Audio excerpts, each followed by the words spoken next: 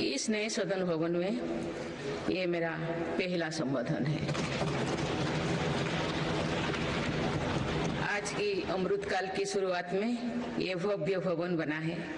यहाँ एक भारत श्रेष्ठ भारत की महक भी है। भारत की सभ्यता और संस्कृति की चेतना भी है। इसमें हमारी लोकतांत्रिक और संसदीय परंपराओं के सम्मान का प्रण भी है।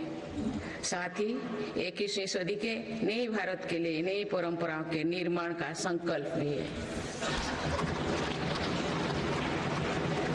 मुझे पूरा विश्वास है कि इस नए भवन में नीतियों पर सार्थक संवाद होगा। ऐसी नीतियां जो आजादी के अमृत काल में विकसित भारत का निर्माण करेगी। मैं आप सभी को अपनी शुभकामनाएं देती हूँ। माननीय सदस्यगण, ये हमारे संविधान के लागू होने का भी 75वां वर्षगांठ है। इसी कालखंड में आजादी के 75 वर्षों का उत्सव अमृत महोत्सव भी संपन्न हुआ है। इस दौरान देश भर में अनेक कार्यक्रम हुए। देश ने अपने गुमनाम स्वतंत्रता सेनानियों को याद किया। 75 साल बाद युवा पीढ़ी ने फिर स्वतंत्रता संग्राम के उस कालखंड को जिया। इस उत्सव के दौरान मेरी माटी मेरा देश अभियान के तहत देश भर के हर गांव की मिट्टी के साथ अमृत कलश दिल्ली लाया गया। 2 लाख से ज्यादा शिला फलकों स्थापित किए गए। 3 करोड़ से ज्यादा लोगों ने 5 प्राणों की शपथ ली। 70,000 से ज्यादा अमृत सरोवर बने। 2 लाख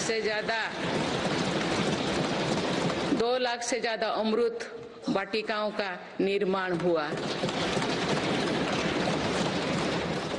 2 करोड़ से ज्यादा पेड़ पौधे लगाया गया। 16 करोड़ से ज्यादा लोगों ने तिरंगा के साथ सेल्फी अपलोड की। अमृत उत्सव के दौरान ही कर्तव्य पथ पर नेताजी सुभाष चंद्र बोस की प्रतिमा स्थापित की गई। राजधानी दिल्ली में देश के अब तक के सभी प्रधानमंत्रियों की समर्पित म्यूजियम खोला गया। शांति निकेतन और होयबला मंदिर वर्ल्ड हेरिटेज लिस्ट में शामिल हुई। साहिबजादों की याद में वीरवाल दिवस घोषित हुआ। भगवान बिरसा मुंडा के जन्म दिवस को जनजातीय गौरव दिवस घोषित किया गया। विभाजन की विभीषिका को याद करते हुए 14 अगस्त को विभाजन विभीषिका स्मृति दिवस घोषित किया गया। माननीय सदस्यगण, बीता वर्ष भारत के लिए ऐतिहासिक उपलब्धियों से भरा रहा है। इस दौरान देशवासियों का गौरव बढ़ाने वाले अनेक पल आए। दुनिया में गंभीर संकटों के बीच भारत सबसे तेजी से विकसित होती बड़ी अर्थव्यवस्था बना। लगातार 2 क्वार्टर से भारत की विकास दर 7.5% से ऊपर रही है। भारत चंद्रमा के दक्षिण ध्रुव पर झंडा फहराने वाला पहला देश बना। भारत ने सफलता के साथ आदित्य मिशन लॉन्च किया। धरती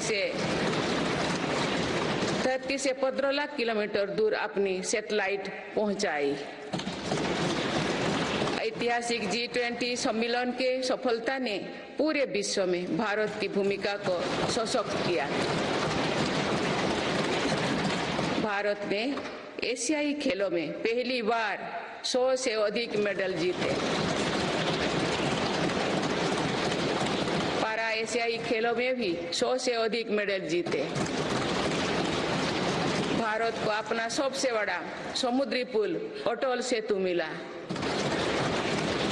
भारत को अपनी पहली नमो भारत ट्रेन तथा पहली अमृत भारत ट्रेन मिली। भारत दुनिया से सबसे तेजी से 5G रोल आउट करने वाला देश बना। भारतीय एयरलाइंस कंपनी ने दुनिया की सबसे बड़ी एयरक्राफ्ट डील की। पिछले साल ही मेरी सरकार ने मिशन मोड में लाखों युवाओं की सरकारी नौकरी दी है।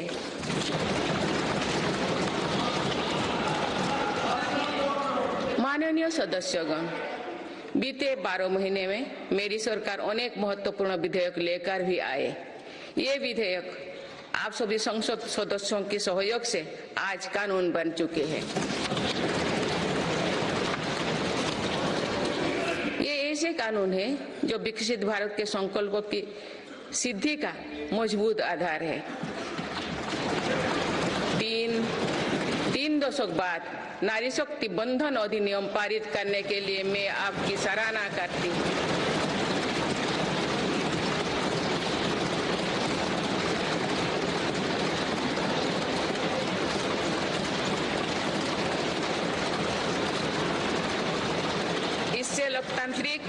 इससे लोकसभा और विधानसभा के महिलाओं की ज्यादा भागीदारी सुनिश्चित हुई है। ये वुमेन लीड डेवलपमेंट के मेरी सरकार के संकल्प को मजबूत करता है। रिफॉर्म, परफॉर्म और ट्रांसफॉर्म के अपने कमिटमेंट को मेरी सरकार ने लगातार जारी रखा है।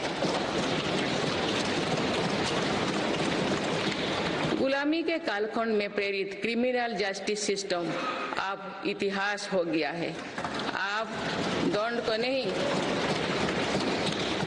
को नहीं अपितु न्याय को प्राथमिकता है।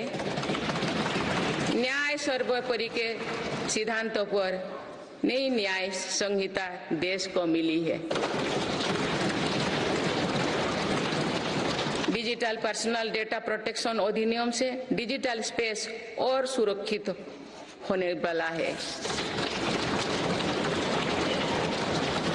अनुसंधान नेशनल रिसर्च फाउंडेशन अधिनियम से देश में रिसर्च और इनोवेशन को बल मिलेगा। जम्मू और कश्मीर आरक्षण कानून से वहां भी जनजातीय समुदाय को प्रतिनिधित्व का अधिकार मिलेगा। इस दौरान सेंट्रल यूनिवर्सिटी कानून में भी संशोधन किया गया। इससे तेलंगाना में सरोक का सेंट्रल ट्राइबल यूनिवर्सिटी बनने का रास्ता सुगम हुआ। पिछले वर्ष 76 अन्य पुराने कानून को भी हटाया गया है।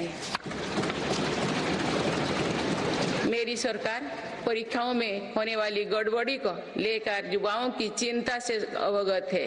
इसीलिए ऐसे गलत तरीके को सख्ती के लिए नया कानून बनाने का निर्णय लिया है।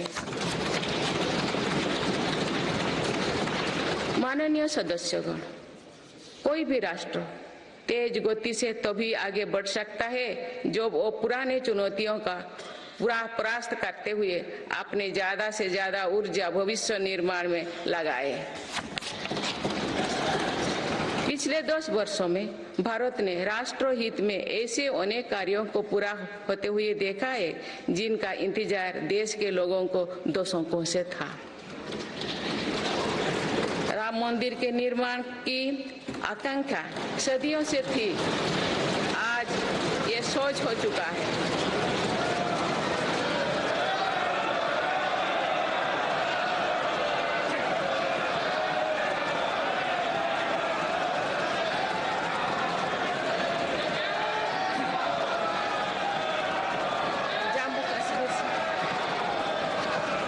जम्मू कश्मीर से आर्टिकल 370 हटाने को लेकर शंकाएं थी, आज वो इतिहास हो चुकी है। इसी संसद ने 3 तलाक के विरुद्ध कड़ा कानून बनाया है। इसी संसद ने हमारे पड़ोसी देशों से आए पीड़ित अल्पसंख्यकों को नागरिक देने वाला कानून बनाया। मेरी सरकार ने वन रैंक वन पेंशन की भी लागू किया, जिसका इंतजार 4 दशकों से था। ओआरओपी लागू होने के बाद अब तक पूर्व सैनिकों को लगभग 1 लाख करोड़ रुपए मिल चुकी है। भारतीय सेना में पहली बार चीफ ऑफ डिफेंस स्टाफ की नियुक्ति भी हुई है। माननीय सदस्यगण, उत्कलमणि पंडित गोपबंधु दास की अमर पंक्तियां असीम राष्ट्र प्रेम की भावना का सदा संचार करती है। उन्होंने कहा था, मिसु मोर देह ए देश माटी रे, देशवासी चली जानतु पिठी रे, देशर स्वराज्य पथे जेते गाड़, उरु तही गड़ी मोर मांस हाड़। अर्थात मेरा शरीर इस देह की माटी के साथ मिल जाए, देशवासी मेरी पीठ पर से चलते चल जाए, देश के स्वराज पथ में जितनी भी खाइयां हैं वे मेरी हाड़ मांग से फट जाए।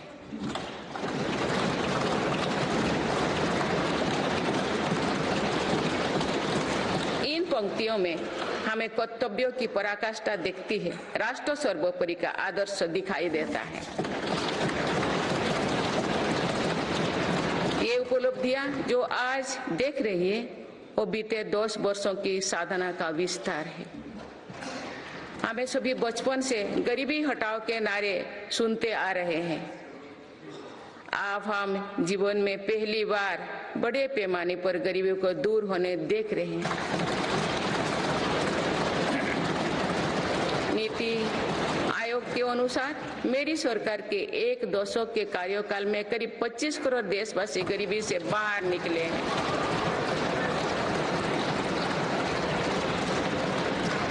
यह प्रत्येक गरीब में नया विश्वास जगाने वाली बात है। जो 25 करोड़ लोगों की गरीबी दूर हो सकती है तो उसकी भी गरीबी दूर हो सकती है। आज अर्थव्यवस्था के विभिन्न आयामों को देखें तो ये विश्वास बढ़ता है कि भारत सही दिशा में तथा सही निर्णय लेते हुए आगे बढ़ रही है।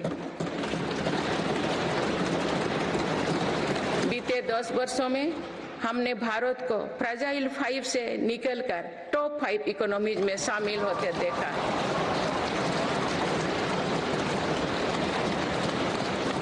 भारत का निर्यात करीब $450 बिलियन से बढ़कर $775 बिलियन से अधिक हो गया है।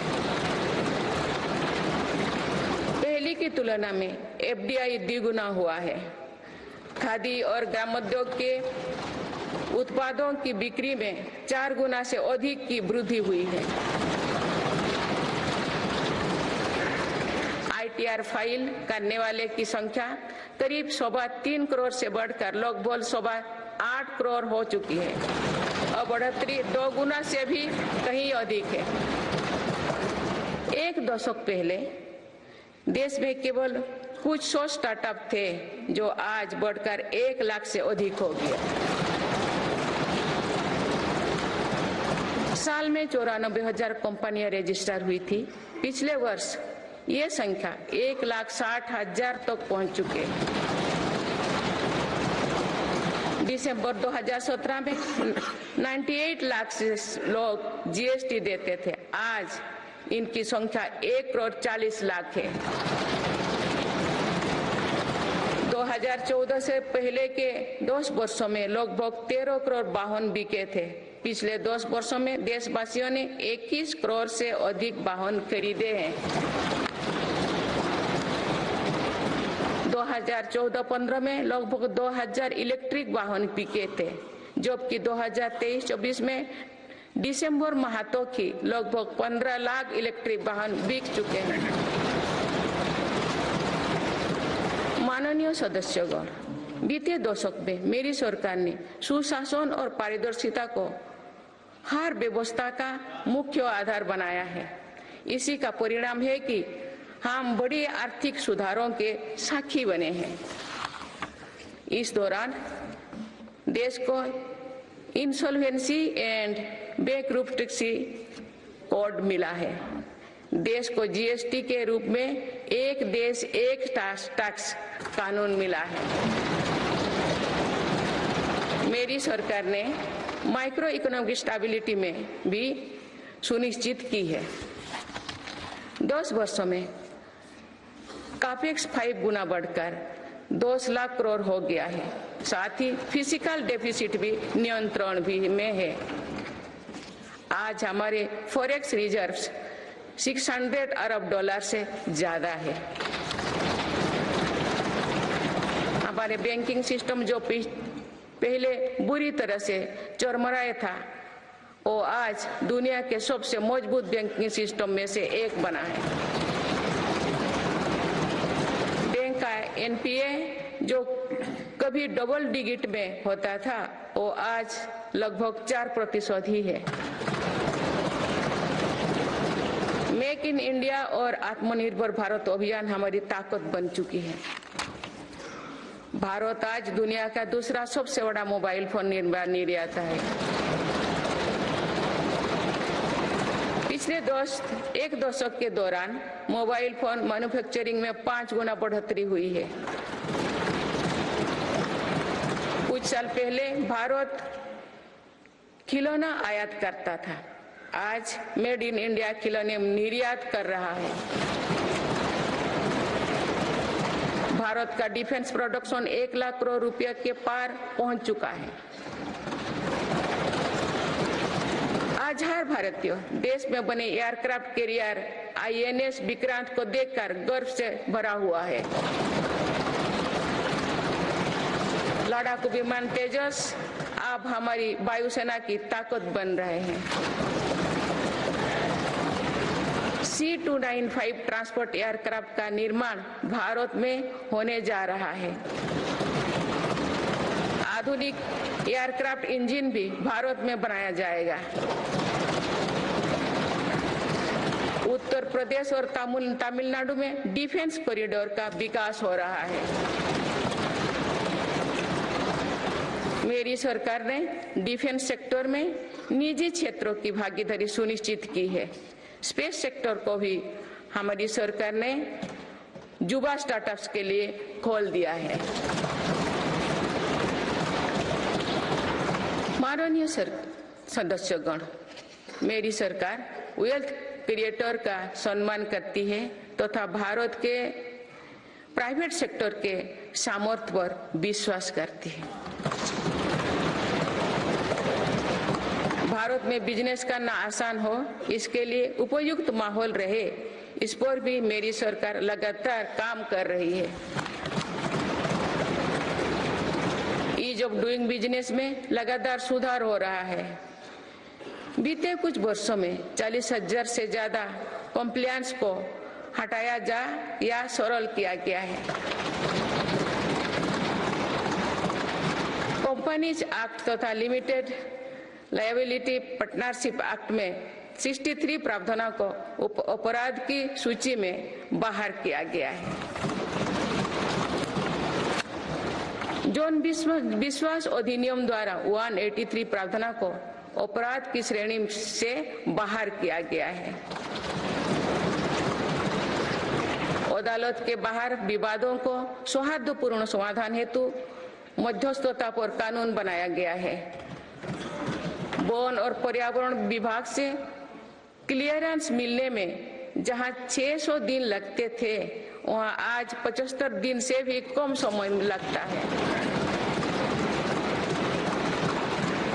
फेसलेस असेसमेंट योजना से टैक्स व्यवस्था में और पारदर्शिता आई है।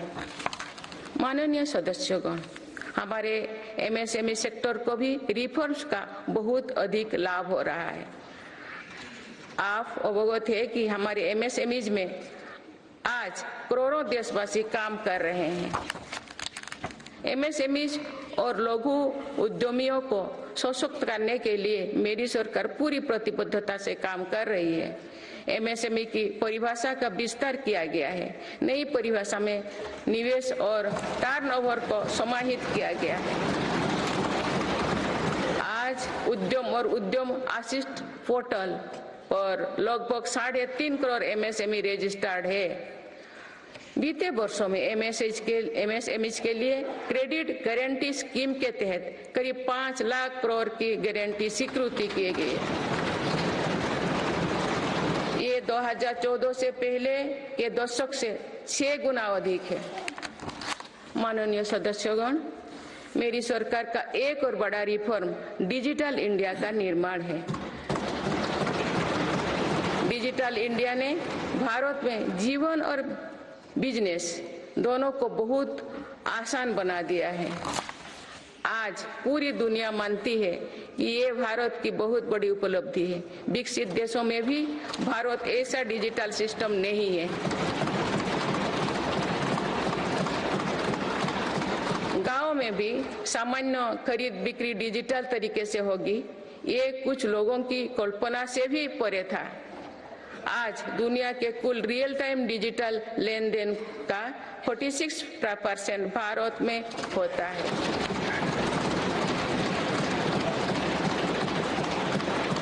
पिछले महीने यूपीआई से रिकॉर्ड 1200 करोड़ ट्रांजैक्शन हुई है। इसके तहत 18 लाख करोड़ रुपया का रिकॉर्ड लेन देन हुआ है। दुनिया के दूसरे देश भी आज यूपीआई से ट्रांजैक्शन की सुविधा दे रही है। डिजिटल इंडिया के कारण बैंकिंग आसान हुई है और लेन देन भी सरल हुआ है। जनधन आधार मोबाइल की त्रिशक्ति से भ्रष्टाचार पर लगाम लगने में मदद मिली है। मेरी सरकार अब तक 34 लाख करोड़ रुपया डीबीटी से ट्रांसफर कर चुके हैं। जनधन आधार मोबाइल के कारण करीब 10 करोड़ फर्जी लाभार्थी सिस्टम से बाहर किए गए हैं। इससे 3.25 लाख करोड़ रुपया गलत हाथों में जाने से बचे हैं। डिजी लॉकर की सुविधा भी जीवन को आसान बना रही है। इसमें अभी तक यूजर्स के 6 बिलियन से ज्यादा डॉक्यूमेंट्स जारी हुई है। आयुष्मान भारत हेल्थ अकाउंट के तहत लगभग 53 करोड़ लोगों की डिजिटल हेल्थ आईडी बन चुकी है।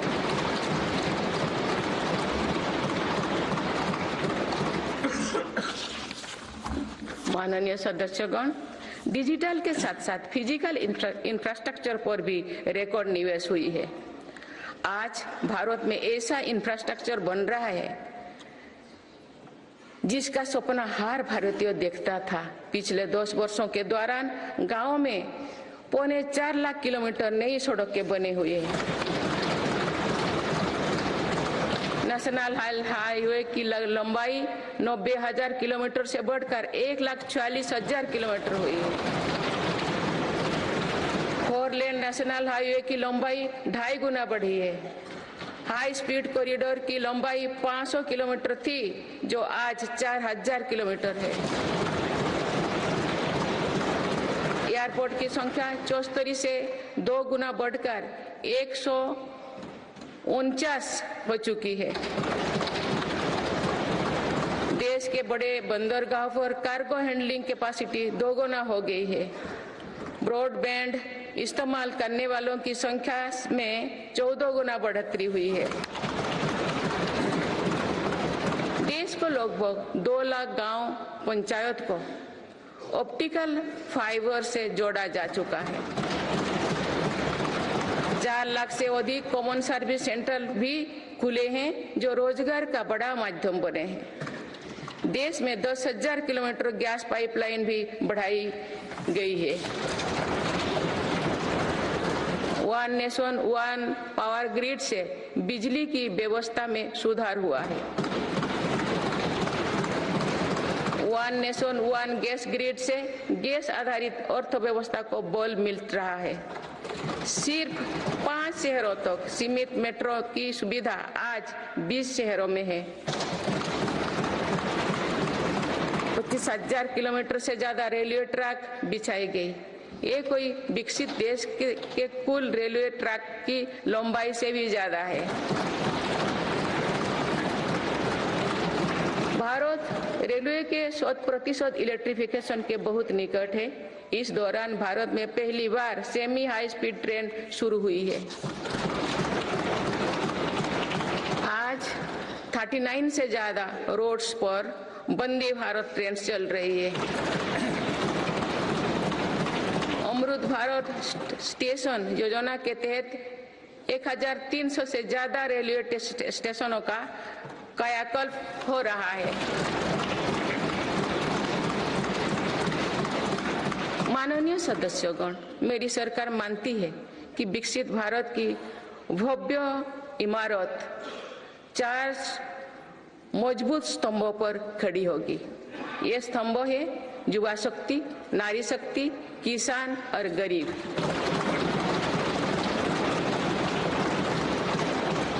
देश के हर हिस्से, हर समाज में इन सभी की स्थिति और सपने एक जैसे ही है।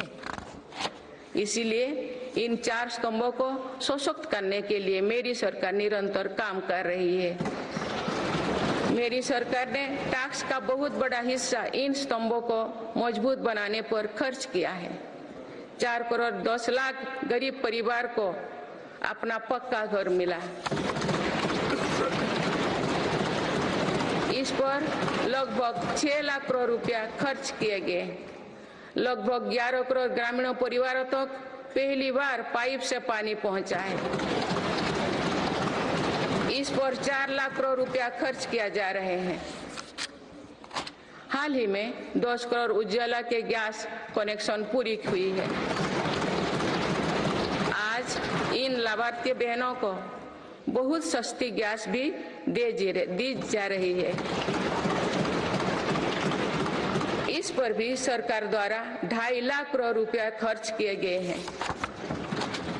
कोरोना काल से ही 80 करोड़ देशवासियों को मुफ्त राशन दिया जा रहा है।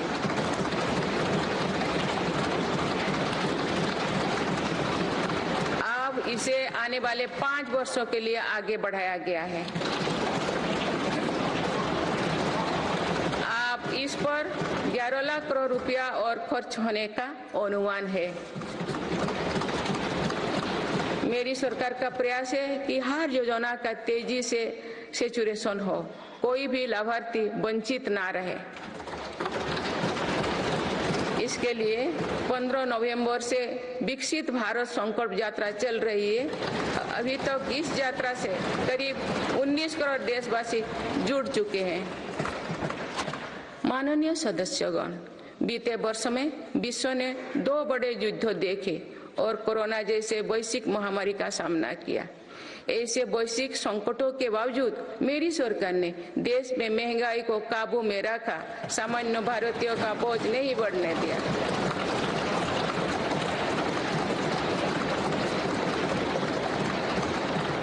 दो 2014 से पहले के 10 वर्षों में औसत महंगाई दर 8% से अधिक थी।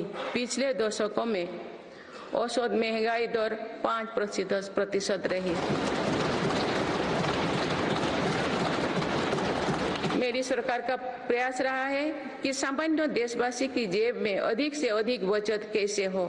पहले भारत में 2 लाख रुपए की आय पर टैक्स लग जाता था। आज भारत में 7 लाख रुपए तक की आय पर भी टैक्स नहीं लगता।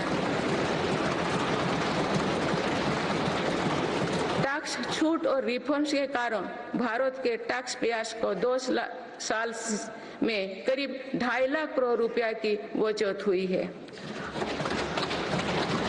आयुष्मान योजना के अलावा भी केंद्र सरकार विभिन्न हॉस्पिटल्स में मुफ्त इलाज की सुविधा देती है। इससे देश के नागरिकों के 3.5 लाख करोड़ रुपया खर्च होने से बचे हैं। जन औषधि केंद्रों की वजह से मरीजों के करीब 28,000 करोड़ रुपया खर्च होने से बचे हैं। कोरोनरी स्टेंट्स, घुटने के इम्प्लांट्स तथा कैंसर की दवाओं की कीमत भी कम कम की गई है। इससे मरीजों की हर वर्ष लगभग 27,000 करोड़ रुपया की बचत हो रही है। मेरी सरकार किडनी के मरीजों के लिए मुफ्त डायलिसिस का अभियान भी चला रही है। इसका लाभ प्रतिवर्ष 21 लाख से ज्यादा मरीज उठा रहे हैं। इसके प्रतिवर्ष इन 1 लाख रुपया खर्च होने से बचे हैं। गरीबों को सस्ता राशन मिलता रहे, इसके लिए मेरी सरकार ने पिछले दशक में करीब 20 लाख करोड़ रुपया खर्च किए हैं। भारतीय रेल में यात्रा के लिए रेलवे प्रत्येक टिकट पर करीब 50% डिस्काउंट देते हैं।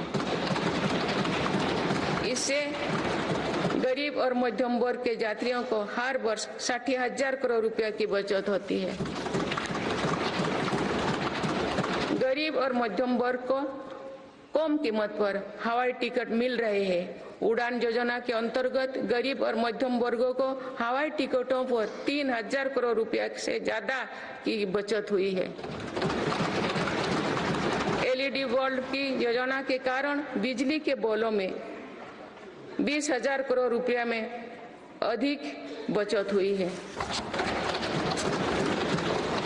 जीवन ज्योति बीमा योजना और सुरक्षा बीमा योजना के तहत गरीबों को 16,000 करोड़ रुपया से ज्यादा की क्लेम राशि मिली है।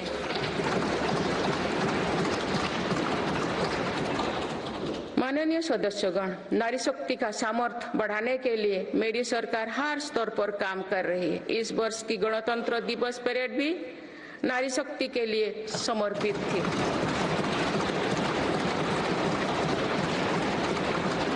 इस परेड में दुनिया ने हमारी बेटियों के सामर्थ्य की झलक देखी। मेरी सरकार ने जल, स्थल, नभ और अंतरिक्ष हर तरफ बेटियों की भूमिका का विस्तार किया है। हम सब जानते हैं कि महिलाओं के लिए आर्थिक स्वतंत्रता के क्या मायने हैं। मेरी सरकार ने महिलाओं की आर्थिक भागीदारी बढ़ाने के लिए निरंतर प्रयास किए हैं। आज लगभग 10 करोड़ महिलाएं स्वयं सहायता समूह से जुड़ चुके हैं। इन समूहों को 8 लाख करोड़ रुपया बैंक लोन और 40,000 करोड़ रुपया की आर्थिक सहायता दी गई है। मेरी सरकार 2 करोड़ महिलाओं को लाखपति दीदी बनाने का अभियान चला रही है।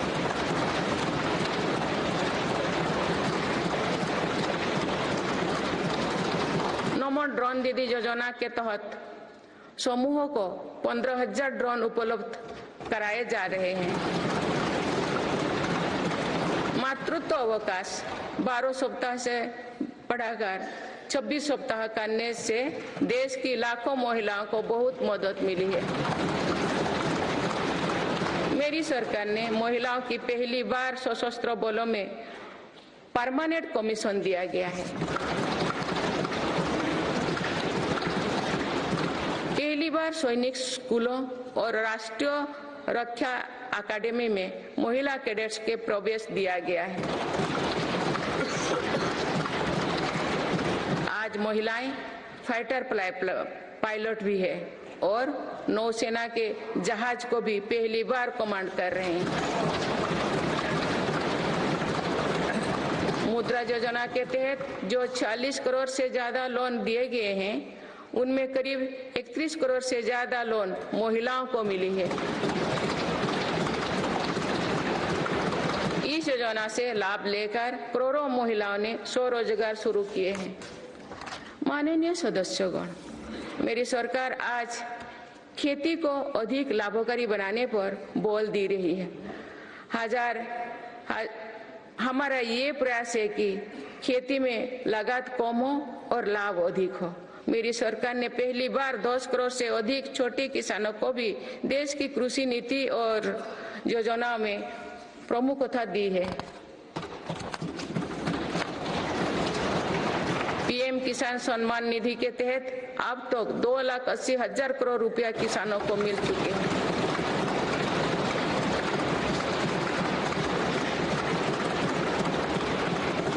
सालों में किसानों के लिए बैंक से आसान लोन में 3 गुना वृद्धि की गई है। प्रधानमंत्री फसल बीमा योजना के तहत किसानों ने 30,000 करोड़ रुपया प्रीमियम भरा। इसके बदले उन्हें 1.5 लाख करोड़ रुपए का क्लेम मिला है।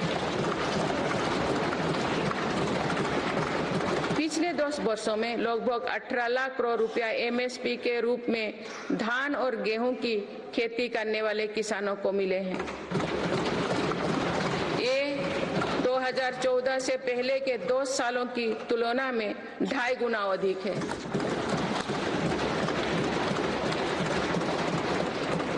पहले तिलहन और दलहन फसलों की सरकारी खरीदी नहीं की बराबर थी। पिछले दशकों में तिलहन और दलहन की खेती करने वाले किसानों को एमएसपी के रूप में 1.25 लाख करोड़ रुपया मिले हैं।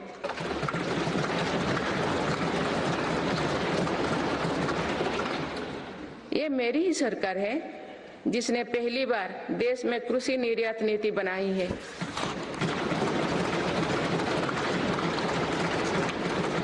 इससे एग्रीकल्चर एक्सपोर्ट 4 लाख करोड़ रुपया तक पहुंचा है।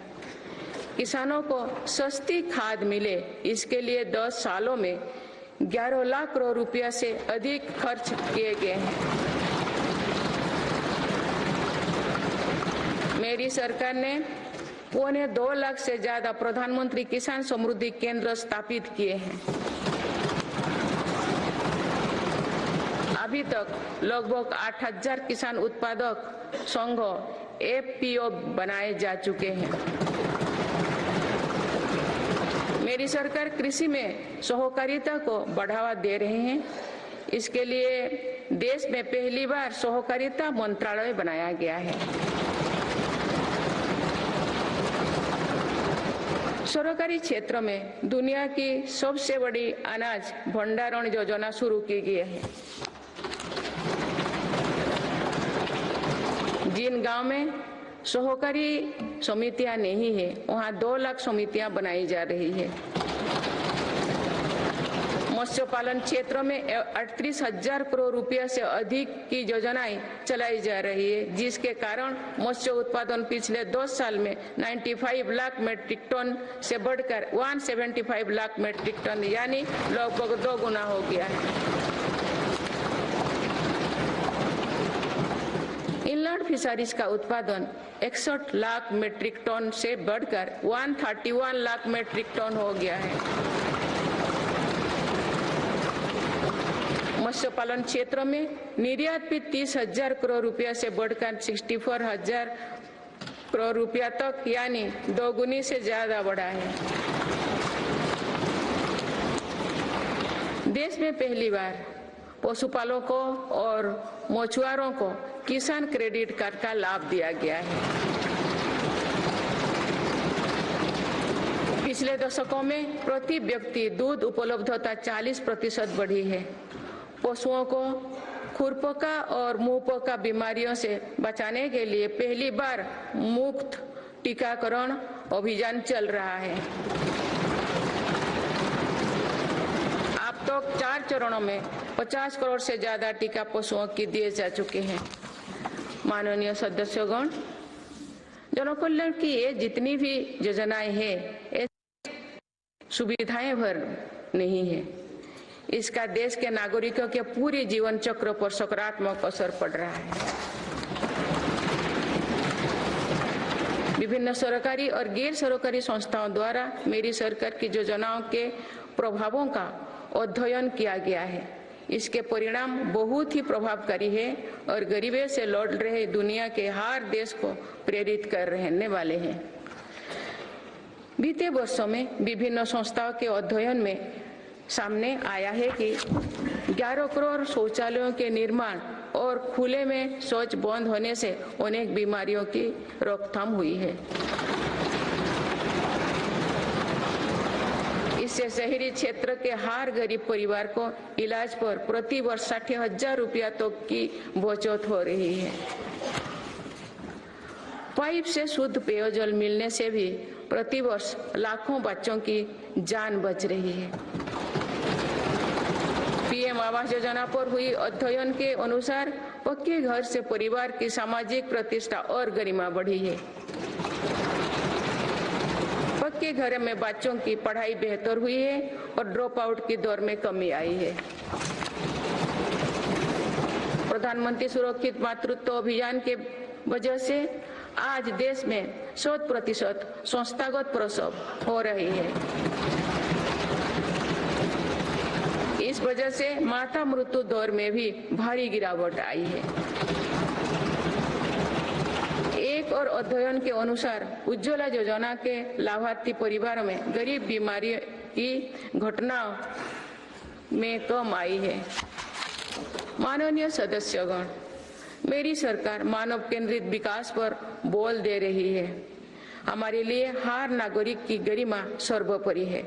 यही सामाजिक न्याय की हमारी अवधारणा है। भारत के संविधान के हर अनुच्छेद का संदेश भी यही है। हमारे यहाँ लंबे समय तक सिर्फ अधिकारों पर चर्चा होती थी। हमने सरकार के कर्तव्यों पर भी बल दिया। इससे नागरिकों में भी कर्तव्य भाव जागा। आज अपने अपने कर्तव्य के पालन से हर अधिकार की गारंटी का भाव जागृत हुआ। मेरी सरकार ने उनकी भी सुध ली है जो अब तो विकास की धारा से दूर रहे हैं। ऐसे हजारों आदिवासी गांव हैं जहां बीते 10 वर्षों में पहली बार बिजली और सड़क पहुंची है। लाखों आदिवासी परिवारों को अब जाकर पाइप से शुद्ध पानी मिलना शुरू हुआ है। विशेष अभियान के तहत मेरी सरकार हजारों आदिवासी बहुल गांव में 4G इंटरनेट सुविधा भी पहुंचा रही है। बंधन केंद्रों की स्थापना और 90 से ज्यादा वन उपज पर MSP दिए जाने से आदिवासियों को बहुत लाभ हुआ है। मेरी सरकार ने पहली बार जनजातियों में भी सबसे पिछड़े जनजातियों की सुध ली है। उनके लिए लगभग 24,000 करोड़ रुपया की PM जनमन योजना बनाई है। आदिवासी परिवारों में अनेक पीढ़ियां सिकल सेल एनीमिया में पीड़ित रही है। पहली बार इसके लिए राष्ट्रीय मिशन शुरू किया गया है। अब तक लगभग 1,40,00,000 लोग की जांच की हो चुकी है। दिव्यांगजनों के लिए भी मेरी सरकार ने सुगम्य भारत अभियान चलाए हैं। साथ ही भारतीय सांकेतिक भाषा में पाठ्य पुस्तकें उपलब्ध कराई है।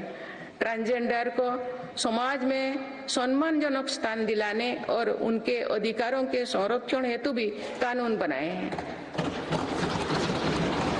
माननीय सदस्यगण, हमारे यहाँ विश्वकर्मा परिवारों के बिना दैनिक जीवन की कल्पना भी मुश्किल है।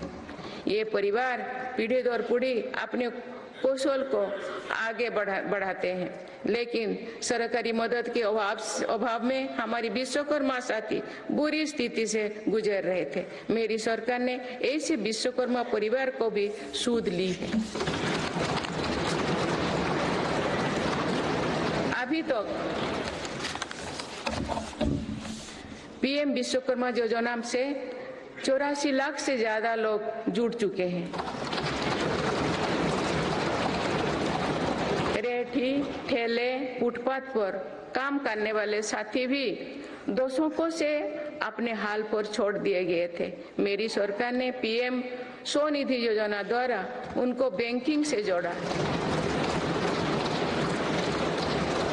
इस योजना के तहत अब तक 10,000 करोड़ रुपया से अधिक की राशि के ऋण दिया जा चुका है।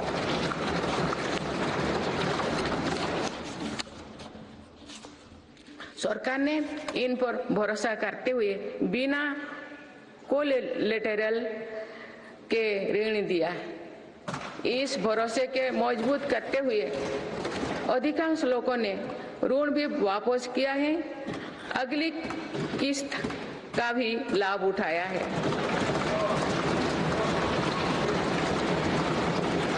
इस योजना के अधिकतर लाभार्थी दलित, पिछड़े, आदिवासी और महिलाएं हैं। माननीय सदस्यगण, सबका साथ, सबका विकास, सबका विश्वास और सबका प्रयास के मंत्र पर चल रही मेरी सरकार समाज के हर वर्ग को उचित अवसर देने में जुटी है। पहली बार सामान्य वर्ग के गरीबों को आरक्षण की सुविधा दी गई है।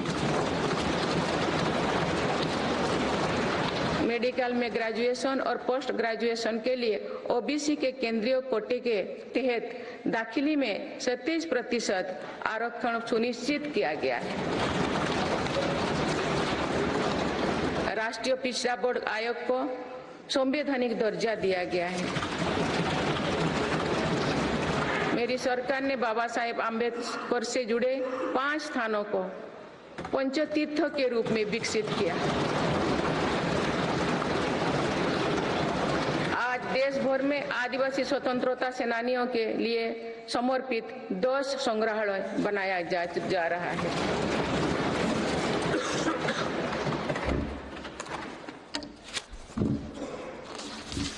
माननीय सदस्यगण, मेरी सरकार ने ऐसे क्षेत्रों की भी पहली बार विकास से जोड़ा है जो दशकों तक उपेक्षित रहे। हमारी सीमाओं से सटे गांवों को देश का अंतिम गांव माना जाता था। मेरी सरकार ने उन्हें देश का पहला गांव बनाया।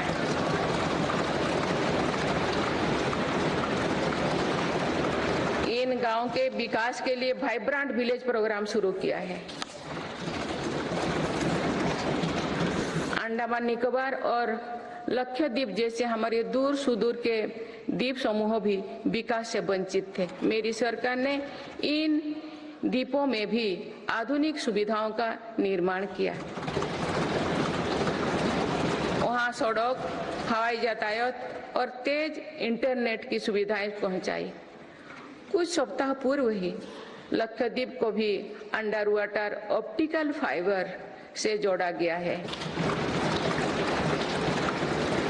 इससे स्थानीय लोगों के साथ ही पर्यटकों को भी सुविधा होगी।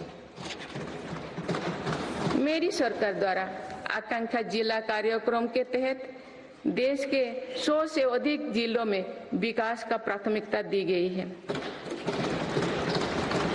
इस कार्यक्रम की सफलता को देखते हुए मेरी सरकार ने आकांक्षा ब्लॉक कार्यक्रम भी शुरू किया है।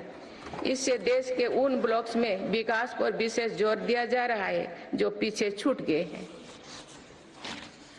माननीय सदस्यगण, मेरी सरकार आज पूरी सीमा पर मॉडर्न इंफ्रास्ट्रक्चर बना रही है। एक काम बहुत पहले ही प्राथमिकता के आधार पर हो जाना चाहिए था। आतंकवाद हो या विस्तारवाद, हमारी सेनाएं आज जैसे हो तैसा की नीति के साथ जवाब दे रही है।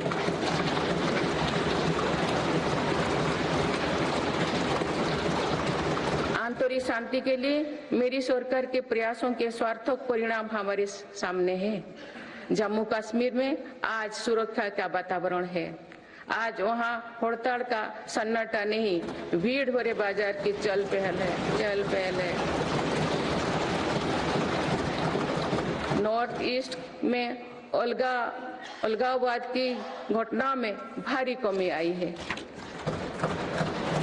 अनेक संगठनों ने स्थायी शांति के तरफ कदम बढ़ाए हैं। नक्सलवाद से प्रभावित क्षेत्र घटे हैं और नक्सली हिंसा में भी भारी गिरावट हुई है। माननीय सदस्यगण, भारत के लिए ये समय आने वाली सदियों का भविष्य लिखने का है। हमारे पूर्वजों ने हजारों वर्षों की एक विरासत हमारे लिए छोड़ी है। अपने पूर्वजों की सौगातों का आज भी हम बड़े गौरव के साथ याद करते हैं। आज की पीढ़ी को भी ऐसा विरासत बनानी है जो सदियों तक याद रखी जाए। इसलिए मेरी सरकार आज एक बड़े विजन पर काम कर रही है। इस विजन में आने वाले 5 वर्षों का कार्यक्रम भी है। इसमें आने वाले 25 साल का रोड मैप भी है। हमारे लिए विकसित भारत सिर्फ आर्थिक समृद्धि तक सीमित नहीं है।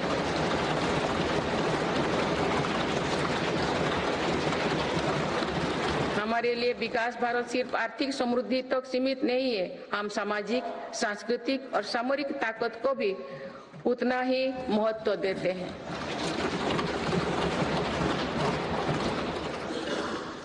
इनके बिना विकास और आर्थिक समृद्धि स्थायी नहीं रह सकती है। बीते दशकों के फैसले भी इसी ध्येय से लिए गए हैं। आज भी अनेक कदम इसी लक्ष्य के साथ उठाया जा रहे हैं। माननीय सदस्यगण, भारत के तेज विकास को लेकर आज दुनिया की हर एजेंसी आश्वस्त है। राष्ट्रीय और अंतर्राष्ट्रीय एजेंसी जो भी आकलन कर रहे हैं, उनका आधार भारत की नीतियां हैं। इंफ्रास्ट्रक्चर में रिकॉर्ड निवेश और पॉलिसी रिफॉर्म निवेशकों का विश्वास और बढ़ा रहा है। पूर्ण बहुमत वाली स्थिर और मजबूत सरकार के लिए भारतीयों का संकल्प भी दुनिया को नया भरोसा दे रहे हैं।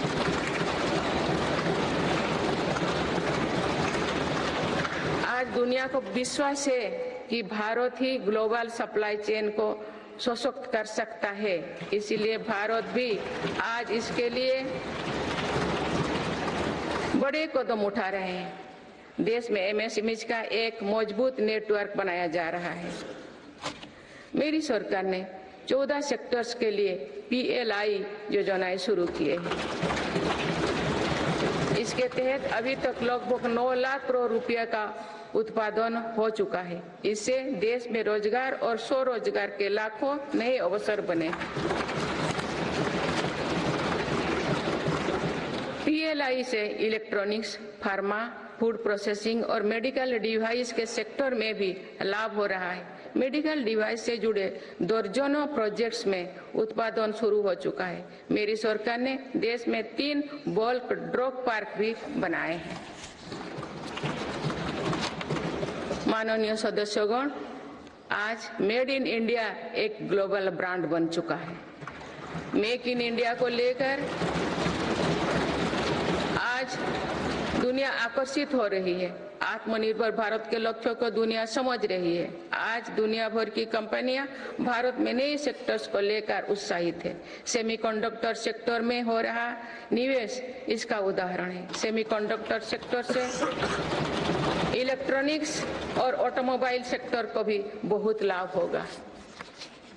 मेरी सरकार आज ग्रीन मोबिलिटी को बहुत प्रोत्साहित दे रही है। बीते कुछ सालों में ही देश में लाखों इलेक्ट्रिक वाहनों का निर्माण हुआ है। अब तो हम भारत में ही बड़े हवाई जहाज की मैन्युफैक्चरिंग के लिए भी कदम बढ़ा चुके हैं। आने वाले समय में मैन्युफैक्चरिंग सेक्टर्स में करोड़ों नए रोजगारों का सृजन होगा। माननीय सदस्यगण, विश्व में आज ऐसे उत्पादों को विशेष मांग है जो पर्यावरण के अनुकूल है। इसलिए मेरी सरकार जीरो इफेक्ट जीरो डिफेक्ट पर बल दे रही है। आज ग्रीन एनर्जी पर हमारा बहुत फोकस है। 2 वर्षों में नॉन फॉसिल फ्यूल पर आधारित ऊर्जा क्षमता 81 गीगावाट से बढ़कर 188 गीगावाट हो चुके हैं। इस दौरान सोलर पावर कैपेसिटी में 26 गुना बढ़ोतरी हुई है। इसी तरह विंड पावर कैपेसिटी 2 गुनी हो चुकी है। रिन्यूएबल एनर्जी इंस्टॉल कैपेसिटी की दृष्टि से हम दुनिया में 4थे नंबर पर हैं। विंड पावर कैपेसिटी में भी हम 4थे नंबर पर हैं। सोलर पावर कैपेसिटी में हम 5वें नंबर पर हैं। भारत में 2030 तक अपनी स्थापित क्षमता का 50% नॉन फॉसिल फ्यूल में से भरा करने का लक्ष्य रखा है। बीते 10 वर्षों में 11 नए सोलर पार्क बन चुके हैं। 9 सोलर पार्क्स पर आज काम चल रहा है। कुछ दिन पहले ही घर की छत पर सोलर एनर्जी उपलब्ध कराने के लिए एक नई योजना घोषित की गई है।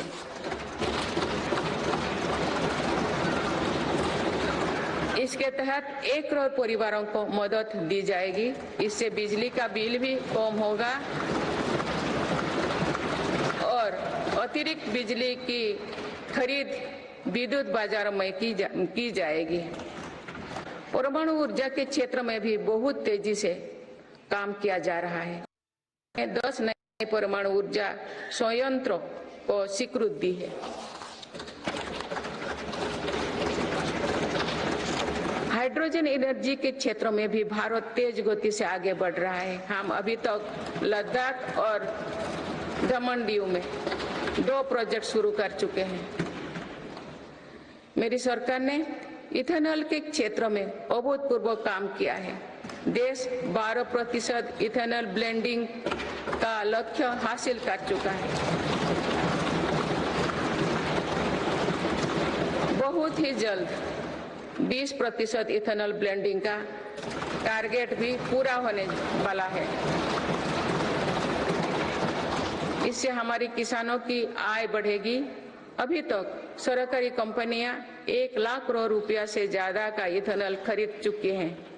इन सारे प्रयासों से अपनी ऊर्जा जरूरतों के लिए विदेशों पर निर्भरता कम होगी। कुछ दिन पहले ही बंगाल की खाड़ी में एक नया ब्लॉक में तेल उत्पादन शुरू हुआ है। ये देश के लिए एक बड़ी सफलता है। माननीय सदस्यगण, धरती पर महत्वपूर्ण खनिजों की मात्रा सीमित है, इसीलिए मेरी सरकार सर्कुलर इकोनॉमी को प्रोत्साहित कर रही है। भारत की पहली व्हीकल स्क्रैपेज पॉलिसी का लक्ष्य भी है। गहरे समुद्रों में खनिजों की संभावनाओं को तलाशना भी जरूरी है। इसी लक्ष्य के साथ डीप ओशन मिशन शुरू किया है। इस मिशन में अपने समुद्री जीवन के बारे में हमारी समझ भी बेहतर होगी। भारत का समुद्रयान इस क्षेत्र में शोध कर रहा है। मेरी सरकार भारत को दुनिया की एक बड़ी स्पेस पावर बनाने में जुटे हैं। ये मानव जीवन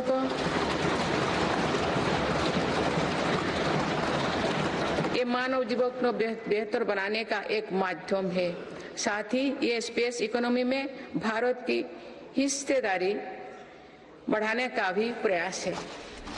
भारत के स्पेस प्रोग्राम के विस्तार के लिए महत्वपूर्ण फैसला लिए गए हैं। इसके कारण अनेक नए स्पेस स्टार्टअप्स बने हैं। अब वो दिन दूर नहीं है जो भारत का गगनयान स्पेस में जाएगा।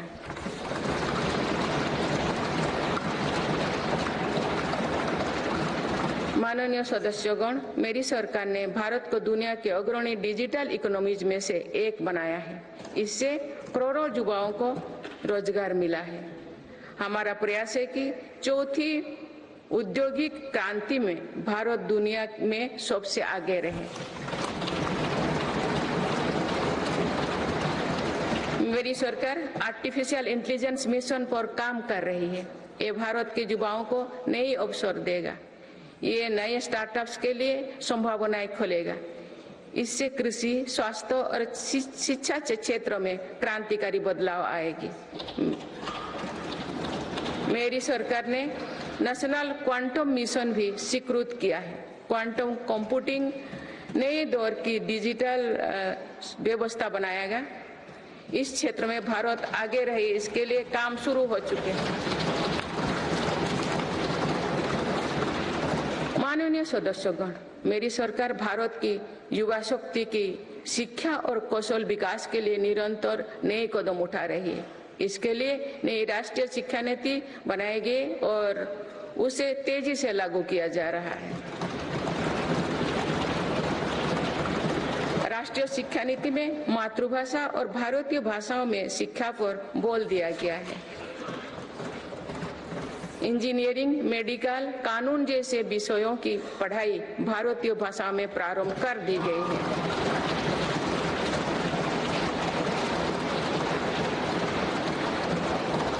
स्कूली शिक्षा में गुणवत्ता लाने के लिए मेरी सरकार 14,000 से अधिक पीएम श्री विद्यालयों पर काम कर रही है। इनमें से 6,000 से अधिक विद्यालय शुरू हो चुके हैं। मेरी सरकार के प्रयासों से देश में ड्रॉप आउट रेट कम हुआ है। उच्च शिक्षा में छात्राओं के दाखिले ज्यादा हो रही है। अनुसूचित जाति के विद्यार्थियों के नामांकन में लगभग 44% वृद्धि हुई है। नामांकन में अनुसूचित जनजाति के विद्यार्थियों की 65% और ओबीसी के विद्यार्थियों को 44% अधिक वृद्धि हुई है। इनोवेशन को बढ़ावा देने के लिए अटल इनोवेशन मिशन के अंतर्गत 2000 अटल टिंकरिंग लैब स्थापित किए गए हैं। इसमें 1 करोड़ से अधिक विद्यार्थी जुड़े हैं। साल 2014 तक देश में 7 एम्स और 390 से भी कम मेडिकल कॉलेज थे। वही पिछले दशक में 16 एम्स और 315 मेडिकल कॉलेज स्थापित किए गए हैं।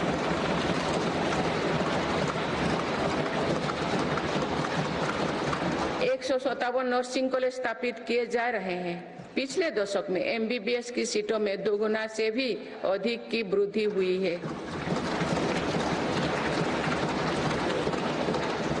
माननीय सदस्यगण, पर्यटन क्षेत्र युवाओं के लिए रोजगार देने वाला एक बड़ा सेक्टर है। मेरी सरकार ने बीते 10 वर्षों में पर्यटन के क्षेत्र में अभूतपूर्व काम किए हैं।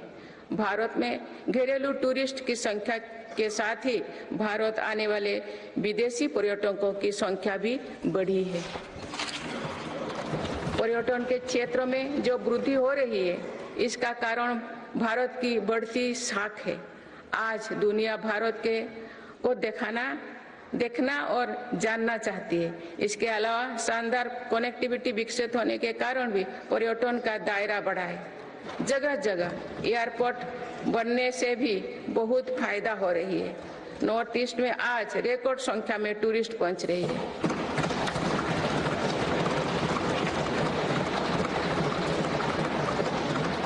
अंडमान निकोबार और लक्षद्वीप को लेकर उत्साह चरम पर है। मेरी सरकार ने देश भर में तीर्थ और ऐतिहासिक स्थलों के विकास पर बल दिया है।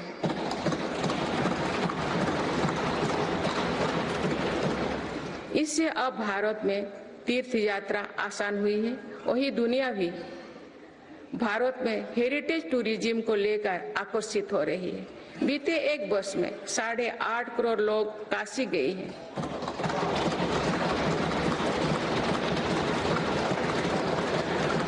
करोड़ से अधिक लोगों ने महाकाल के दर्शन किए हैं।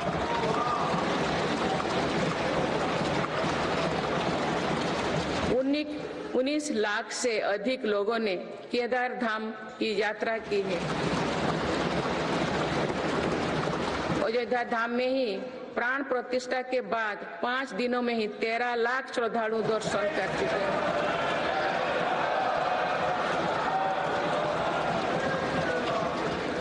पश्चिम, उत्तर, दक्षिण भारत के हर हिस्से में तीर्थ स्थलों पर सुविधाओं का अभूतपूर्व विस्तार हो रहा है। मेरी सरकार भारत को मीटिंग और प्रदर्शनी से जुड़े सेक्टर में भी अग्रणी बनाना चाहती है। इसके लिए भारत मंडपम और यशोभूमि जैसा इंफ्रास्ट्रक्चर बनाया जा रहा है।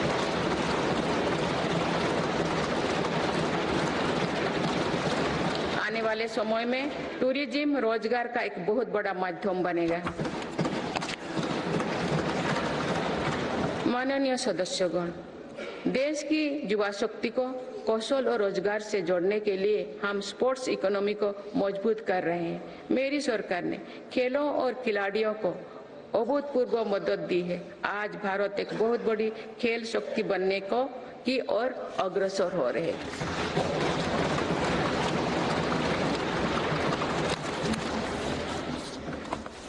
खिलाड़ियों के साथ ही आज हम स्पोर्ट्स से जुड़े दूसरे क्षेत्रों पर भी बल दे रहे हैं। आज नेशनल स्पोर्ट्स यूनिवर्सिटी बन चुकी है। देश में हमने दर्जनों सेंटर ऑफ एक्सीलेंस बनाए हैं। इससे स्पोर्ट्स को एक प्रोफेशन के रूप में चुनने का अवसर युवाओं को मिलेगा।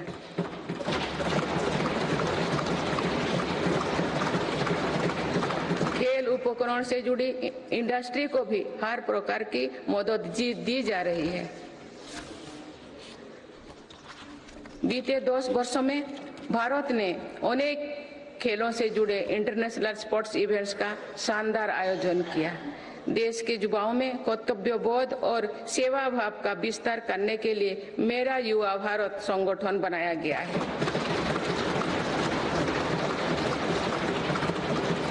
अभी तक इस संगठन से लगभग 1 करोड़ युवा जुड़ चुके हैं।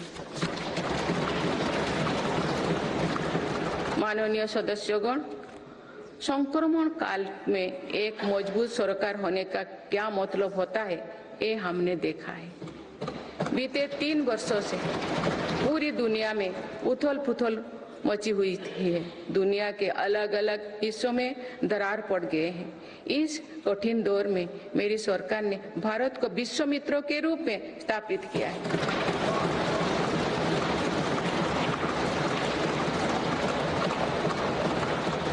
विश्व मित्रों की भूमिका के कारण ही आज हम ग्लोबल साउथ की आवाज बन पाए हैं।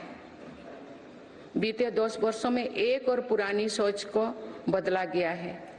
पहले डिप्लोमेसी से जुड़े कार्यक्रम को दिल्ली के गलियारे तक ही सीमित रखा जाता था। मेरी सरकार ने इसमें भी जनता की सीधी भागीदारी सुनिश्चित की है। इसका एक बेहतरीन उदाहरण भारत द्वारा G20 अध्यक्षता के दौरान देखा गया है।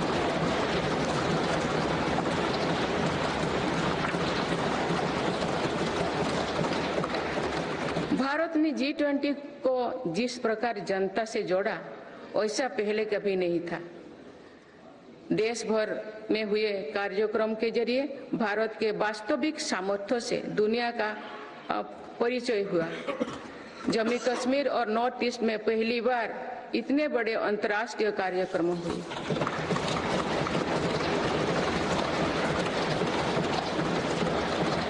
पूरी दुनिया ने भारत में ऐतिहासिक G20 सम्मेलन की प्रशंसा की। ऐसे बंटे हुए माहौलों में भी एक मत से दिल्ली घोषणा पत्र जारी होना ऐतिहासिक है। वुमेन लेड डेवलपमेंट से लेकर पर्यावरण के मुद्दों पर भारत का विजन दिल्ली घोषणा पत्र की नींव बना। हमारे प्रयासों से G20 में अफ्रीकन यूनियन के स्थायी सदस्यता को भी सराहा गया है। इसी सम्मेलन के दौरान Bharat middle east Europe corridor के निर्माण की घोषणा हुई है। ये कॉरिडोर भारत के सामुद्रिक सामर्थ्य को और सशक्त करेगा। ग्लोबल बायोफ्यूल अलायंस का लॉन्च होना भी बहुत बड़ी घटना है। इस प्रकार के कदम वैश्विक समस्याओं के समाधान में भारत की भूमिका का विस्तार कर रहे हैं। माननीय सदस्यगण, मेरी सरकार ने वैश्विक विवादों और संघर्षों के इस दौरे में भी भारत के हितों को मजबूती से दुनिया के सामने रखा है। भारत की विदेश नीति का दायरा आज अतीत की विदेशों से कहीं आगे बढ़ चुका है। आज भारत अनेक वैश्विक संगठनों का सम्मानित सदस्य है। आज आतंकवाद के खिलाफ भारत दुनिया के एक प्रमुख आवाज है।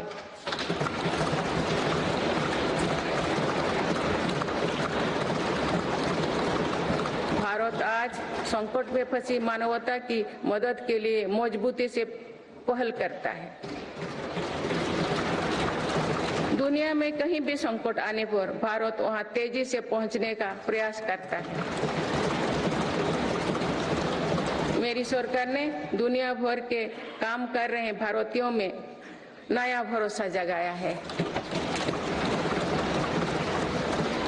ऑपरेशनल गंगा, ऑपरेशनल कावेरी और वंदे भारत जैसे अभियान चलाकर जहां जहां संकट आया वहां से हर भारतीयों को हम तेजी से सुरक्षित वापस लेकर आए।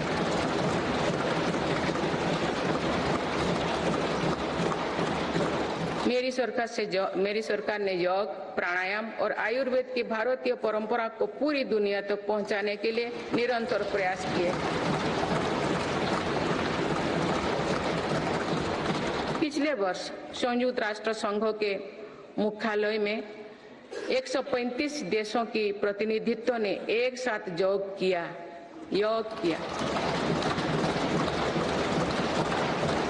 ये अपने आप में एक नया रिकॉर्ड है। मेरी सरकार ने आयुष पद्धतियों के विकास के लिए एक नया मंत्रालय बनाया है। विश्व स्वास्थ्य संगठन का पहला global centre for traditional medicine भी भारत में बन रहा है। माननीय सदस्यगण, सभ्यताओं के कालखंड में ऐसे पड़ाव आते हैं जो सदियों का भविष्य तय करते हैं। भारत के इतिहास में भी ऐसे अनेक पड़ाव आए। इस वर्ष 22 जनवरी को भी देश ऐसे ही एक पड़ाव का साक्षी बना है।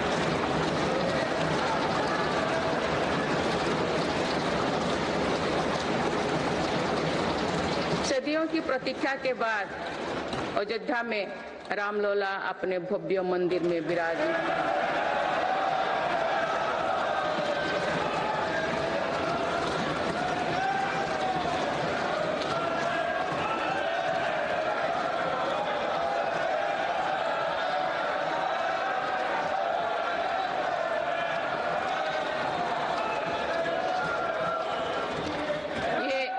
ये करोड़ों देशवासियों की इच्छा और आस्था का प्रश्न था, जिसका उत्तर देश ने पूरे सद्भाव के साथ खोजा है।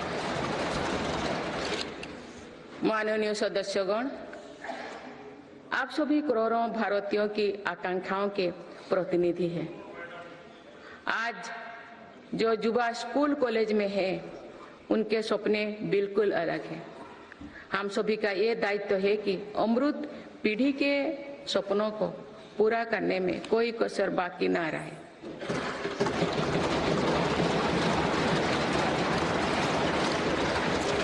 विकसित भारत हमारी अमृत पीढ़ी के सपनों को साकार करेगा। इसलिए हम सभी को एक साथ मिलकर संकल्पों की सिद्धि के लिए जुड़ना होगा।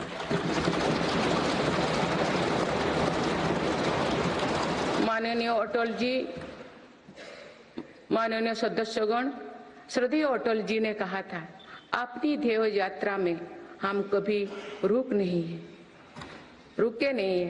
अपनी ध्येय यात्रा में हम कभी रुके नहीं, किसी चुनौती के सम्मुख कभी झुके नहीं।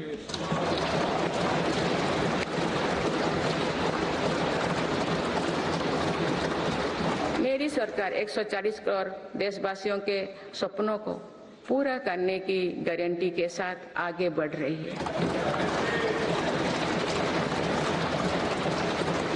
मुझे पूरा विश्वास है कि ये नया संसद भवन भारत की ध्येय यात्रा को निरंतर ऊर्जा देता रहेगा, नई और स्वस्थ परंपरा बनाएगा।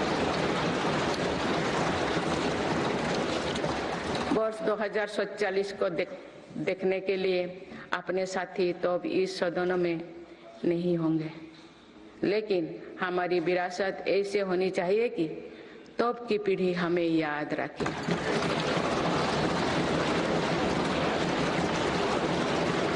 आप सभी को बहुत बहुत शुभकामनाएं। धन्यवाद। जय हिंद, जय Bharat.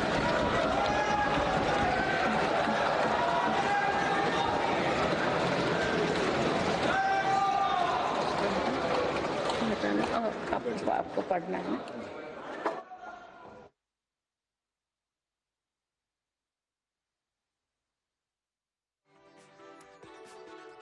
That's President Draupadi Murmu in a joint session of the Parliament, both houses of the Parliament, where she gives out an address, speaking extensively all the way from Ram Mandir, women's reservation, to Article 370 abrogation. You have Draupadi Murmu, the President's address, a day before the budget session tomorrow. Honorable President, honorable members, I wish to read some parts from the English version of Honorable President's address, and the rest may be considered as read. This is my first address in new Parliament building.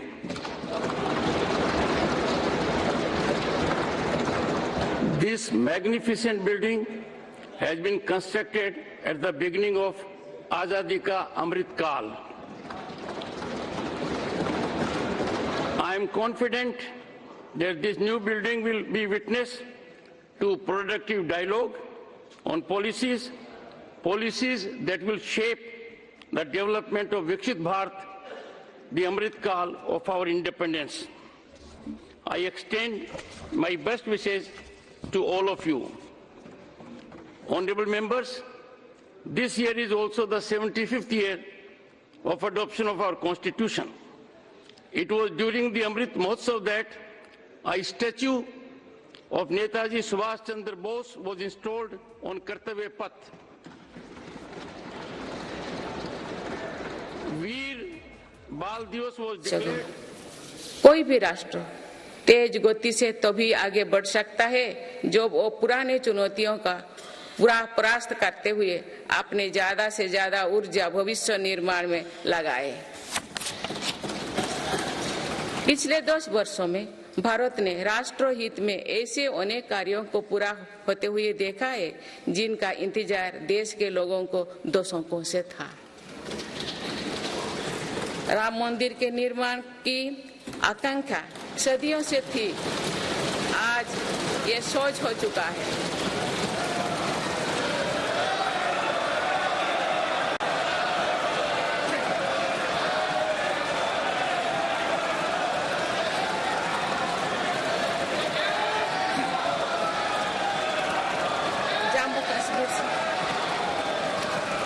Jammu Kashmir से article 370 हटाने को लेकर शंकाएं थी, आज वो इतिहास हो चुकी है। इसी संसद ने 3 तलाक के विरुद्ध कड़ा कानून बनाया है। इसी संसद ने हमारे पड़ोसी देशों से आए पीड़ित अल्पसंख्यकों को नागरिक देने वाला कानून बनाया। मेरी सरकार ने वन रैंक वन पेंशन की भी लागू किया, जिसका इंतजार 4 दशकों से था। आदित्य मिशन लॉन्च किया।